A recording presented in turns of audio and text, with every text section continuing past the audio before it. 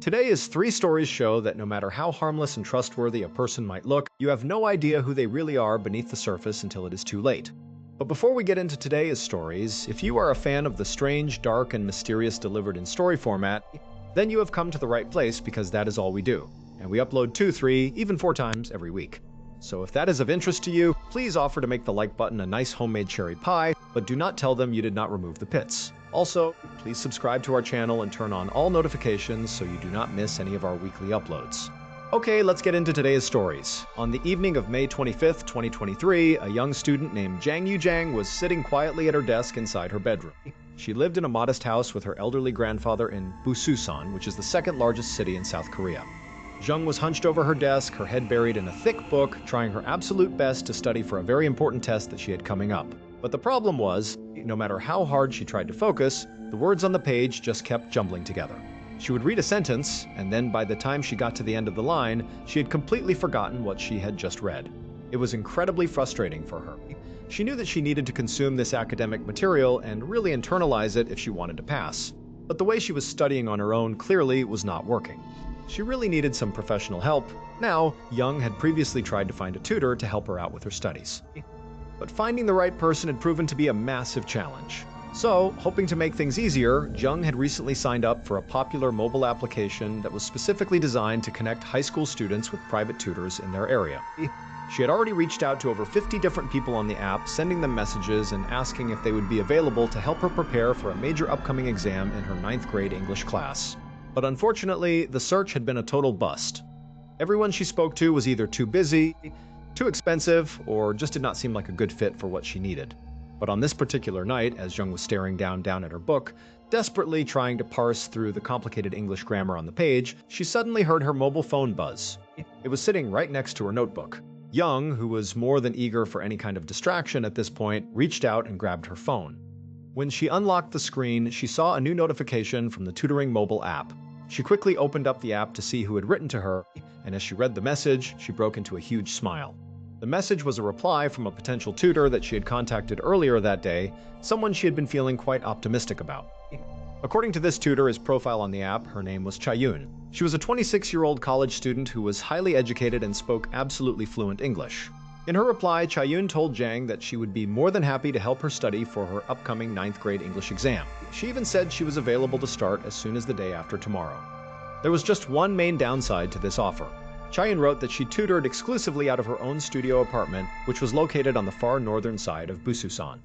This meant it was going to be highly inconvenient for Young to get there. It was a long way from where she lived, and she also knew that her grandfather would definitely worry about her traveling that far across the city all by herself, especially so late in the day. But after having searched for a reliable tutor for so many weeks with zero success, Young simply did not want to pass up on this incredible opportunity. So, without thinking twice, she immediately typed back a message saying she could not wait to get started. Within a few minutes, she and Chayun had officially set up their very first tutoring session. 2 days later, on the late afternoon of May 27th, 2023, Jang got ready to leave her grandfather's house. She stood in front of her closet, pulling out a light jacket to wear because the evening air was starting to get a little bit cool. She picked up her bag, which was incredibly bulky and heavy, stuffed to the brim with notebooks, pens, practice tests, and reference books. She felt the weight of it in her hand as she lifted it. She walked out the front door, making sure to close it securely behind her, and headed down the street toward the bus stop. The walk was about 10 minutes, and the straps of the heavy bag dug into her shoulders the whole time. When she got to the stop, she sat down on the metal bench and checked her phone to see when the next bus would arrive. A few minutes later, the large city bus pulled up to the curb. Jang stepped on, paid her fare, and found a seat near the back. She sat there as the bus rumbled through the busy streets of Busan, heading toward the northern side of the city. It had taken her almost a full hour to get there on the public bus, and she had been lugging this massive, heavy bag with her the entire way. She had brought along practically everything she owned just in case they decided to dive straight into a heavy study session today. Realistically, Young did not even know if they would do much studying on their very first meeting, as these things are usually just an introduction. But either way, Young was just incredibly glad to finally be there. To her, this represented real progress in her education, so Young carried her heavy bag into the building, rode the elevator up to the floor, and walked down the hallway until she found the exact apartment number that Chayun had sent her. She took a deep breath, raised her hand, and knocked on the door. A few seconds later, she heard footsteps approaching from the inside, and then the door swung open. Standing there was Cha-Yun, wearing a warm, welcoming smile. She looked exactly like she did in her profile picture on the tutoring app. Cha-Yun immediately introduced herself, reached out to shake Young's hand, and then stepped aside to welcome her inside the apartment. Jung stepped through the doorway and took a quick look around her surroundings. The apartment was very small, just a simple studio apartment. There was a bed and a couch situated in the same main living area, with a tiny kitchen and a bathroom branching off to the side. Just then, Jung heard Cha-Yun shut the apartment door behind them. Cha-Yun walked right past Jung, took a seat on the couch, and then turned back to look at her. She beckoned Young to come over, sit down next to her, and have a chat so they could get to know each other. Young smiled, picked up her big bag, walked over to the couch, and sat down right next to Cha-Yun. The two of them started chatting, and the conversation was very casual and friendly. Cha-Yun asked her to explain a little bit more about her academic background. She asked, "What are your main goals here, and what exactly can I help you with?" Young explained that she had this massive English test coming up, and she was really struggling with the comprehension and grammar parts, so she was hoping Cha-Yun could guide her through it. Cha-Yun nodded reassuringly and said, "Yes, of course I can help you with that. I am completely fluent, and I have worked with many students on similar test materials before, so this is going to be great." Jung was absolutely thrilled to hear this. She turned to Cha-Yun and asked, "Well, hey, I brought all of my books and study materials with me. Can we just start the lesson right now?" Cha-Yun seemed a little bit taken aback by how eager Young was, especially since this was just their very first interaction. But she smiled and said, "Okay, sure, let me just go grab a quick drink of water first before we begin." Cha-Yun then stood up from the couch, wandered off into the small kitchenette, and disappeared around the corner to get her water. Meanwhile, Young unzipped her big bag and began fishing out her studying materials to set them up on the table. She carefully placed her English grammar workbook on the small wooden coffee table in front of the couch. She smoothed out the pages with her hands, making sure they were flat. Then she took out her pencil case, unzipped it slowly, and lined up 3 sharpened pencils and an eraser in a neat row. She wanted to make a great impression on Cha-Yun. She sat there, listening to the quiet sounds of the apartment. She could hear the hum of the refrigerator in the kitchen and the faint sound of water running from the tap as Cha-Yun filled up a glass. Jung took a deep breath, trying to calm her racing heart. She looked around the room, noting the soft lighting from a single lamp in the corner. But she was not actually planning to study. Her mind was racing with a completely different kind of anticipation. She reached into her massive bag one more time, but instead of pulling out another book, her fingers wrapped around the heavy plastic handle of the knife she had concealed inside a folded-up jacket. She pulled it out slowly, keeping it hidden beneath her lap as she waited for Cha-Yun to return from the kitchen. Fast forward a few hours later. A local taxi driver was driving his car through the northern district of Bususan. It was late at night, and he was slowly scanning the dark sidewalks, hoping to spot a potential customer who might need a ride home. At some point during his drive, he looked ahead and saw a young woman standing on the curb just outside of Cha-Yun's apartment complex. This woman had a large, very heavy-looking black suitcase sitting on the ground right next to her. She was waving her hand frantically at the taxi, clearly trying to hail him down. The taxi driver pulled his car up to the curb and came to a stop. He rolled down his passenger side window and called out to the woman, asking her where she needed to go. The woman looked at him and said that she needed to go to the Nakdong River. This request immediately struck the driver as being highly unusual. The Nakdong River was located in a very isolated, heavily forested area far outside the main city limits. It was an incredibly odd place for a young woman to want to travel to all by herself, especially so late at night. But at the same time, the driver knew that since the destination was so far away, he could charge her a very high fare for the trip. He decided not to question it, so he told her to hop in. The driver popped the trunk of his cab from the front seat and asked the woman if she needed any help loading her heavy suitcase into the back. But the woman answered very quickly and firmly, saying no, she did not need any help and that she could handle it herself. The driver shrugged his shoulders and waited in his seat. Through his rearview mirror, he watched as the woman struggled immensely to lift the massive suitcase. She had to use all of her strength just to hoist it off the ground and shove it into the trunk. Once she finally got it inside, she slammed the trunk shut, walked around to the side of the car, and climbed into the back seat. The driver pulled away from the curb and began the long, quiet drive out of the city. For the entire ride, the woman sat in complete silence in the back seat, staring out the window into the darkness. Eventually, after driving for quite some time, the taxi pulled up to the main entry point of the Nakdong River area. It was basically just a quiet trailhead surrounded by thick bushes and trees, leading into a dense, semi-forested park. The driver parked the car, and the woman asked him how much she owed him for the long fare. The driver gave her the total, and she quickly pulled out her cash and paid him.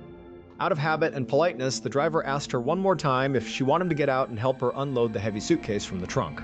But once again, the woman quickly declined. She said no, she would handle it on her own, and thanked him. The driver shrugged, popped the trunk, and stayed in his seat. He watched through his mirrors as the woman got out of the car, went to the back, and pulled the heavy suitcase out of the trunk. Now, at this point, the driver knew that his job was officially done. It was none of his business what this passenger was doing out here. But as he looked at his dashboard clock, he realized it was almost midnight. He could not help but feel a deep sense of concern about dropping a young woman off in the middle of nowhere in a pitch-black forest so late at night. He wanted to make sure she was actually going to be okay. So instead of immediately driving back to the city, the taxi driver decided to pull his car a short distance away from the trailhead, dim his headlights, and just park. He turned his head and watched the entrance of the trail to see what she would do. As he watched, he noticed that the woman was really struggling to move that suitcase. It was so heavy that she could barely drag it through the dirt path. She was slowly disappearing into the shadows of the trees. The driver sat there in the dark, and a bad feeling started to creep into his stomach. Something about this entire situation just felt incredibly wrong. It did not make any sense. Why would anyone bring a suitcase that heavy to a remote river trail at midnight? He decided to stay put and see if she would return. He waited in silence for about 20 minutes. The forest was completely quiet. But then he saw some movement near the trees. The woman emerged from the woods, and she was still holding the suitcase. But this time, something was completely different. It was glaringly obvious that the suitcase was now completely empty. The woman was swinging it by her side with absolute ease, walking quickly down the dirt path without any struggle at all. Whatever had been inside that suitcase, making it so heavy before, had been left behind in the woods. The driver's heart began to race. He realized that she must have come out here to dump something highly illegal or dangerous in the isolated forest. He did not want to get involved directly, but he knew he had to do something. He put his car in drive, turned around, and began driving away. As soon as he was a safe distance down the road, he pulled out his phone and called the police, reporting exactly what he had just witnessed. A few minutes later, the young woman was standing back at the edge of the trailhead, hoping that another taxi might pass by so she could get a ride back to the city. Soon she saw headlights approaching through the dark. She felt a wave of relief and waved her hand to flag the vehicle down. But as the car pulled up and stopped right in front of her, her heart sank. It was not a taxi. It was a police cruiser. A police officer stepped out of the vehicle and walked over to her. He asked her what she was doing out in the middle of the woods so late at night. The woman, maintaining an incredibly calm and relaxed voice, lied to the officer. She said that she had simply come out here to the river to drop off some household trash because the trash dumpsters at her apartment complex were completely full. But the officer was not really paying attention to her excuse. Instead, his eyes were locked onto the large black suitcase she was holding. He looked at her and asked if he could see what was inside of it. This question made the woman incredibly nervous, but she knew that if she showed any panic, it would only make him more suspicious. So she nodded calmly, smiled, and told him he was welcome to look. The officer stepped forward, unzipped the suitcase, and flipped the lid open. He shined his flashlight inside. The suitcase was completely empty, but the entire fabric lining on the inside was absolutely soaked in fresh, wet blood. The police officer shined his powerful LED flashlight directly into the open suitcase. The bright white light illuminated the dark, sticky red liquid that was smeared all over the gray fabric lining. It was a gruesome sight, and the metallic smell of blood immediately filled the cold night air. The officer took a step back, his hand instinctively resting on his service weapon. He looked at the young woman, his eyes narrowing with deep suspicion. Young stood there, completely motionless. Her face was a mask of perfect calm, but behind her eyes, her mind was frantically trying to find a way out of this situation. She kept her hands clasped in front of her, trying to prevent them from shaking. The officer asked her whose blood it was. Jung looked him straight in the eye and, without a single stutter, repeated her lie about it being menstrual blood. But the officer was a veteran of the force. He had seen enough crime scenes to know the difference between a minor biological stain and a violent struggle. He knew that the sheer volume of blood in that suitcase could only mean one thing. Someone had been brutally injured or killed at that exact moment. The woman's entire world came crashing down. She realized that despite all the months of intense preparation and studying she had done, she had just completely failed her test. It would turn out that this woman was not a 9th grade student named Jang Yu Jang studying for a high school English exam. In reality, her actual name was indeed Jang Yu Jang, but she was 23 years old. She had been masquerading as a young high school student on the tutoring app, and the very important test she'd been preparing for was a test of her own creation. She wanted to see if she was capable of committing the perfect, unsolvable murder. For months leading up to that night, Young had been completely obsessed with true crime. She spent all of her free time reading true crime books, watching forensic documentaries, and researching murder cases online. She had carefully designed what she believed was a completely foolproof plan to kill a stranger and get away with it. Once she had her plan ready, she went onto the tutoring app, created a fake profile pretending to be a young high school freshman, and began searching for a victim. She chose Cheyenne because Cheyenne lived alone in a quiet studio apartment. When Jung arrived at the apartment on May 27th, she was not carrying school books. Inside her bag, she had brought a change of clothes, garbage bags, and a large, sharp knife. While Chaeyeon was in the kitchen getting her a glass of water, Jung pulled the knife out of her bag. When Chaeyeon walked back into the living room, Jung attacked her without warning, stabbing her multiple times until she was dead. After the murder, Jung went into the bathroom and spent hours dismembering Chaeyeon's body. She packed the body parts into the suitcase she had brought, cleaned up the apartment as best as she could, and then called a taxi to take her to the Nakdong River to dump the evidence. But her supposedly perfect plan failed because she had not anticipated the suspicion of the taxi driver. Jung Yoo-jang was arrested on the spot, and she was later convicted of murder and sentenced to life in prison. Now let's move on to our second story. On the evening of January 31st, 2012, a 72-year-old retired high school teacher named Norm Johnson was sitting in his cozy living room in the small, peaceful town of Madison, South Dakota. Norm was a talented piano player, and on this cold winter night, he was sitting at his piano happily playing some music.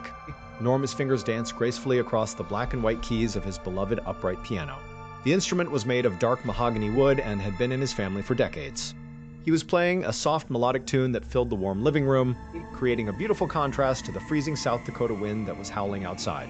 Barb was in the adjacent kitchen, busy preparing a pot of hot beef stew for dinner. The delicious, savory aroma of onions, carrots, and simmering broth drifted through the doorway, making the house feel incredibly cozy.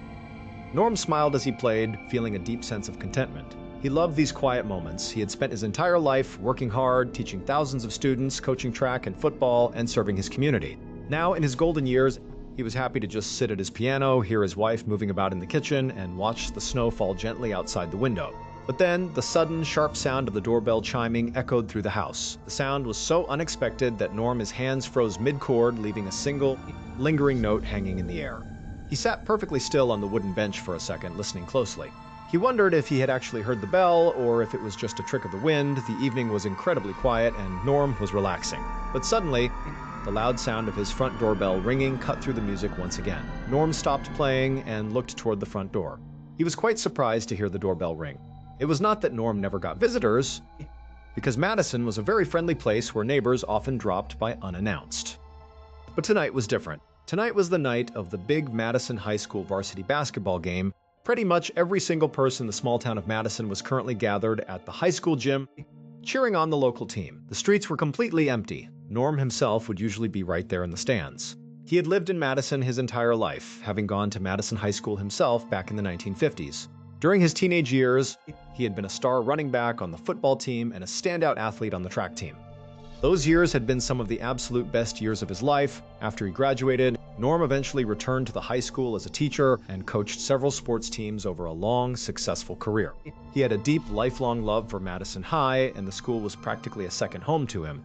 But tonight, he had decided to stay home. He had spent the entire day attending long, exhausting meetings for several local volunteer boards that he served on, and he simply felt too tired to go to the game.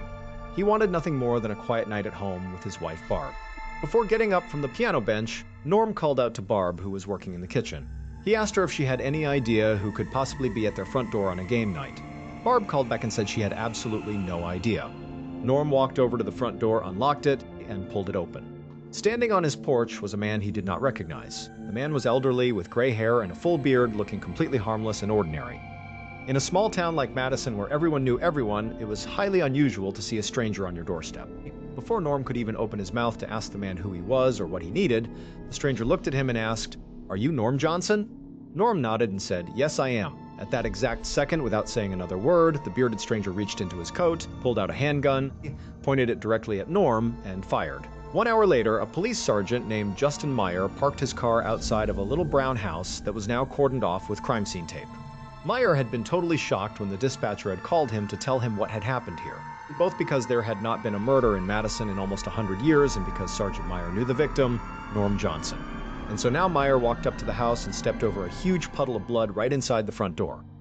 And then he found Norm, his wife, Barb, sitting on the couch with a blanket wrapped around her shoulders.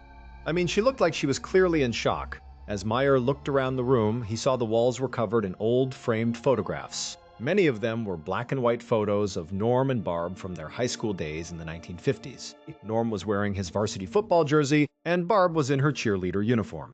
They had been high school sweethearts and had been happily married for decades. Sergeant Meyer sat down next to Barb, spoke to her gently, and asked her to tell him exactly what had happened.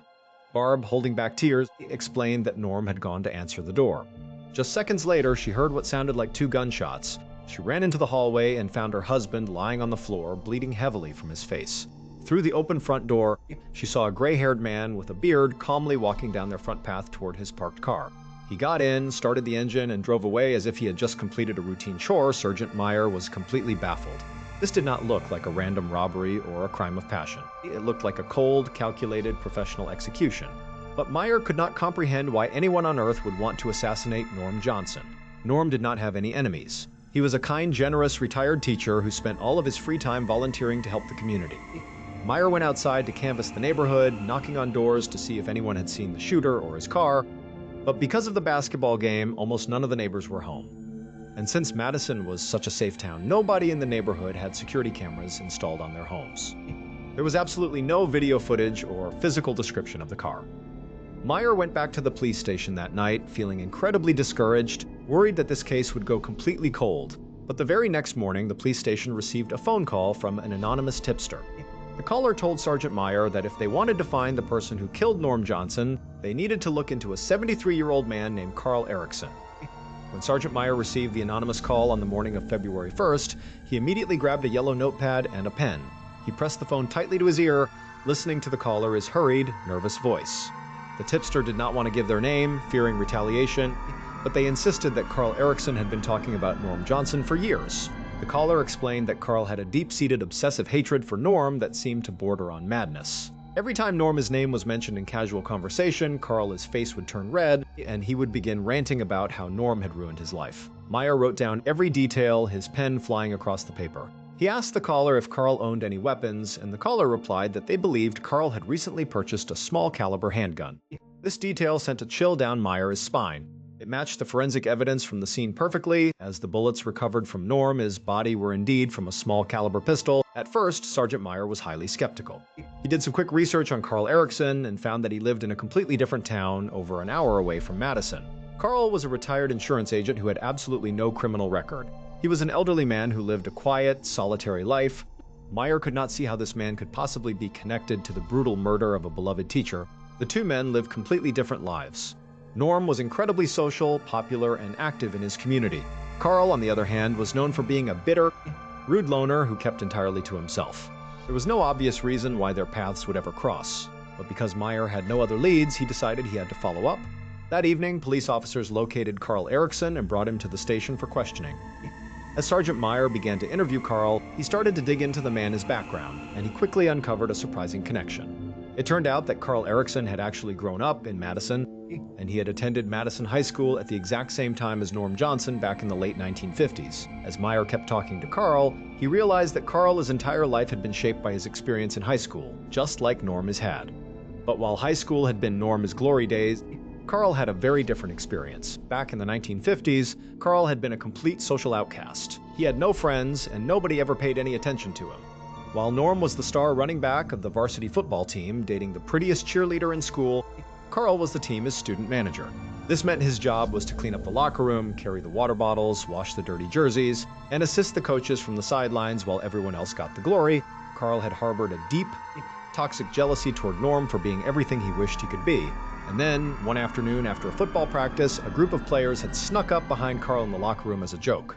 They grabbed a dirty jockstrap and shoved it onto Carl's head, laughing hysterically at his humiliation. It was a cruel teenage prank, and for the players who did it, it was just a silly moment that they completely forgot about by the next day.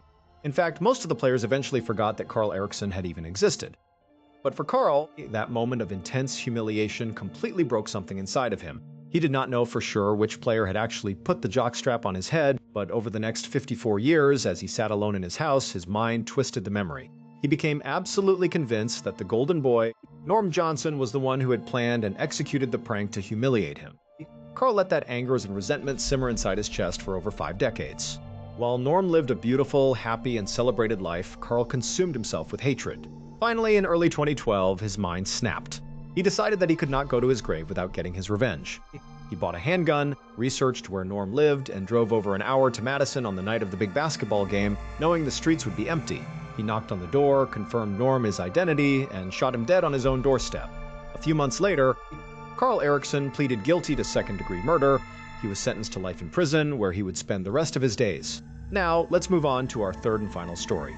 On the afternoon of August 10th, 2011, Detective Inspector John Finch of the London Metropolitan Police was walking through the beautiful, sprawling courtyard of the Risen Edgewardian Hotel in London, England. This was an incredibly luxurious, five-star hotel with over 400 rooms. Finch walked past the manicured garden, the peaceful koi ponds, and the high-end outdoor restaurants until he reached a specific door in the back of the property. This door led to a restricted wing of the hotel where many of the staff members lived in small, private apartments. The doorway was cordoned off with bright yellow police tape, and a uniformed officer was standing guard. Inside the apartment, forensic technicians were busy taking photos and setting down yellow evidence markers on the floor.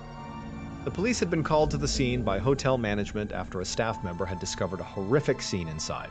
2 hotel workers were dead and a third worker was completely missing. The 2 victims were identified as Alice Adams, who was 20 years old, and Tibor Vass, who was also 20.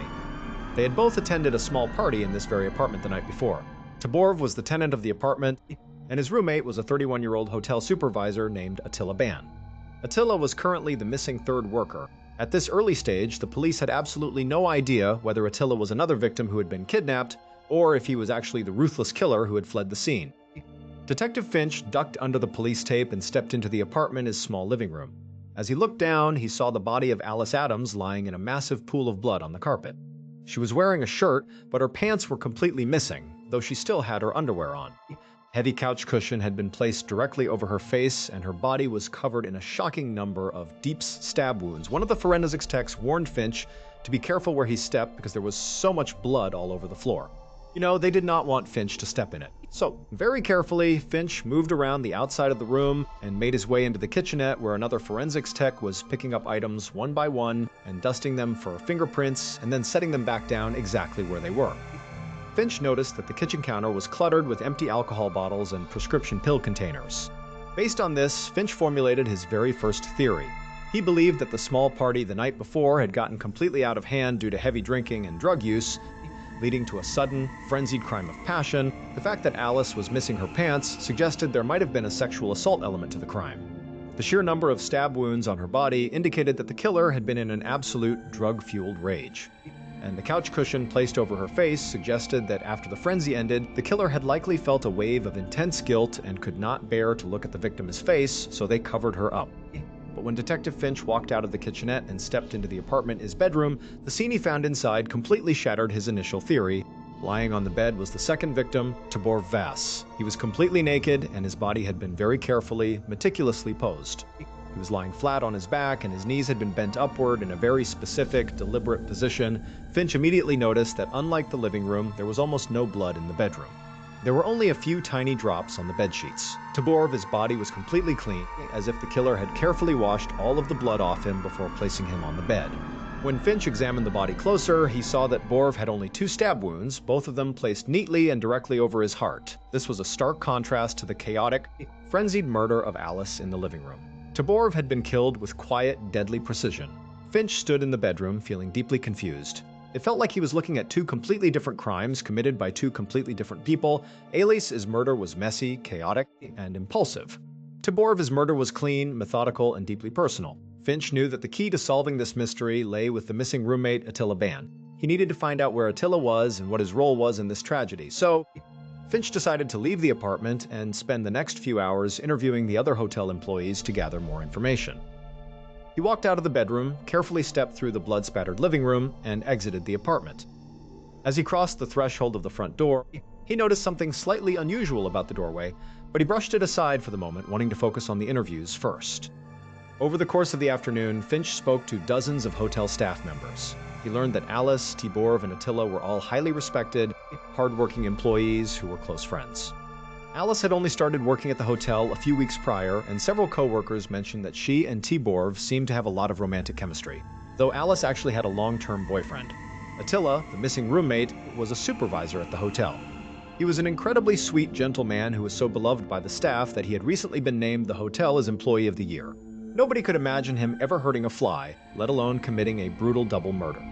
Finch also gathered details about the party that had taken place the night before.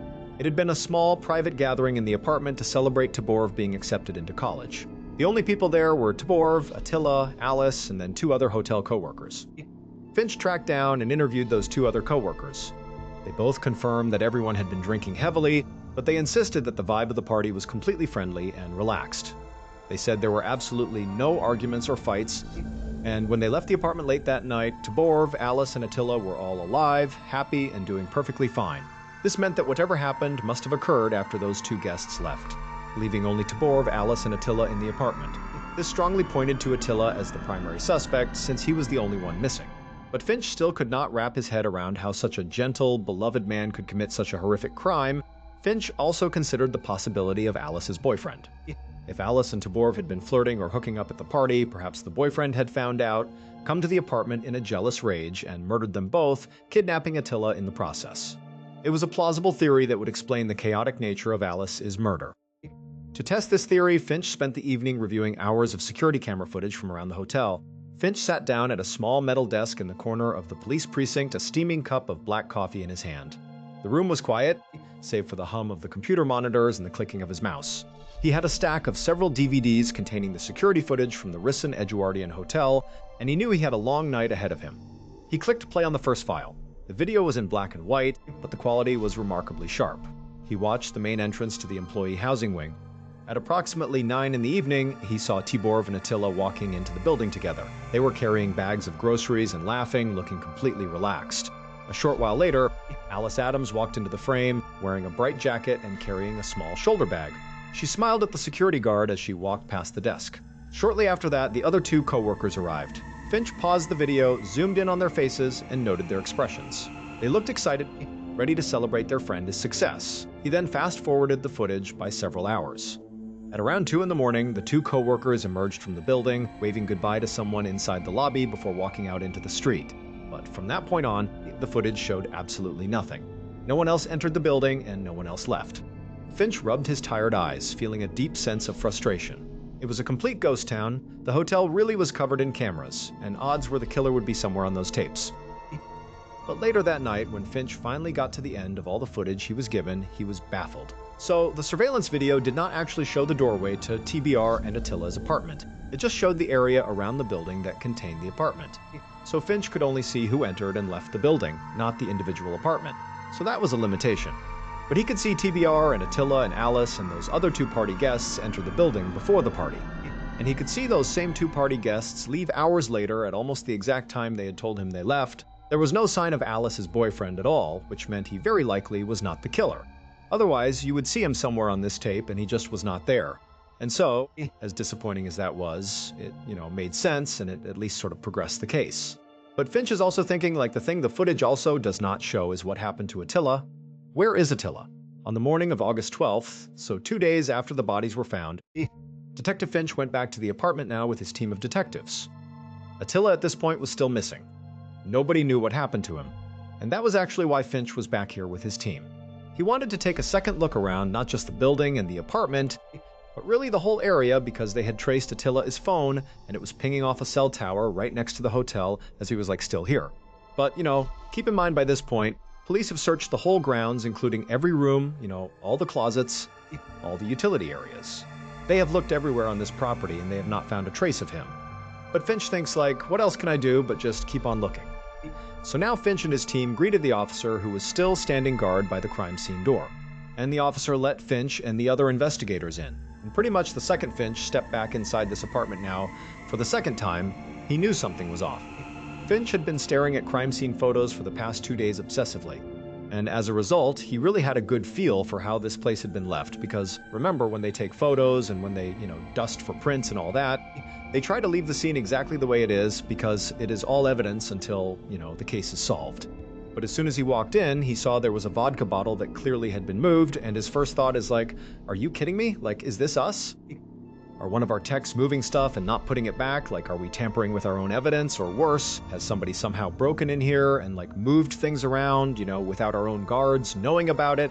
What is going on here? And at the same time, Finch is faced with this new reality here.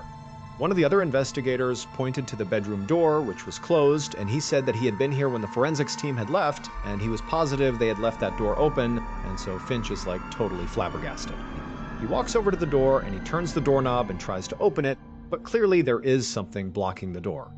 Like somebody put something on the other side of the door to keep it from opening up all the way. And so at this point, Finch and the other guys began basically ramming on this door until finally they were able to push it open just enough that they could look inside. And when they did, they find the missing third person, Attila Ban. He is lying face down on the bed. He was naked and he was covered in blood. It would turn out the murders did take place during that party. The killer was there with Alice, Tiborv, and Attila. And the killer, at some point during this party, after those other two guests had left, they saw Alice and Tiborv kissing and it drove them mad with jealousy, and they grabbed a knife, and for a short period they went into an absolute frenzy, repeatedly stabbing Alice brutally until she was dead, and then turning their attention and stabbing Tiborv twice in the heart. And so they had brutally killed these two in a total fit of rage. But the killer knew there were some loose ends inside of this apartment, and so very carefully they slinked their way into the bedroom, and with that same knife they had just used to kill those two, they cut open the side of the mattress, and they crawled inside, and they waited. When Detective Finch first left the apartment, like that first time he was there, and he is leaving to go speak to the hotel workers, when he opened the apartment door and he began to leave, he stopped because he noticed something weird. He did not pursue it right then and there because he wanted to prioritize the interviews. But what he noticed was, there is so much blood inside of this apartment. It is everywhere. Like the techs are telling me to be careful where I step so I do not track blood around. But he is looking down like he has just opened the door to the apartment and there is no blood leaving the apartment. All the blood is contained inside of the apartment. How is that possible? Well, the reason it was possible is because the killer never left the apartment. And so fast forward 2 days to August 12th, the same day that Detective Finch and his team came back to the apartment to do another sweep. So earlier that same day, the killer is still inside the mattress, but they know now they have to deal with Attila. And so very carefully, the killer slides out of the mattress they have masterfully been hiding in for the past 2 days undetected. And for reasons not fully understood, they ended up moving some things in the apartment, like that vodka bottle that was moved. And then also, they went back inside the bedroom with Attila and they barricaded the door shut with something heavy. So they are barricaded inside the very room they have been hiding in. And now it is time to deal with Attila. And so the killer gets on the mattress and they take their own clothes off and they cut their wrists because it turns out the killer was Attila. They are the same person. And Attila was madly in love with his roommate Tiborv. And at that party, when he saw Tiborv kissing Alice, he knew that his love was unrequited. And it threw him into a rage and he stabbed and killed both of them. And then he sort of arranged Tiborv his love in this sort of strange position, which probably was because he had such strong feelings for him. And then also, when he attempted to take his own life 2 days later when he staged his own death on the bed there, he sort of arranged himself in the same pose. But again, he did not die. And so after Finch and his detectives broke into the room, they found him. They were able to get him to a hospital and treat him. And then once he was stable, he was arrested, found guilty of the murders, and sentenced to 26 years in prison. Thank you so much for watching. Let me know what you thought of today's episode in the comments. And remember, we have a whole playlist of true crime episodes ready for you to binge right now. Until next time, see ya.